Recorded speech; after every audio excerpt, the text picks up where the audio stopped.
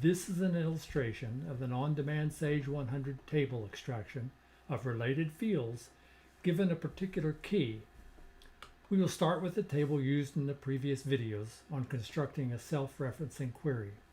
A link for this query will be in the notes for this video, as well as a link for the resulting workbook from the prior video. We start with an empty table with only the headers and enter a desired item code under the item code header. I'll enter 6655. Press Tab to stay inside the table and do a refresh command. This is what we're after, being able to fill in all those fields from the item code.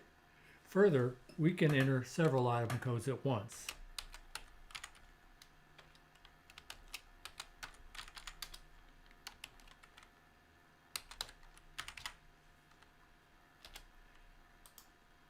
And click refresh. Thank you for watching. If you'd like to see how to build this query, watch the next video.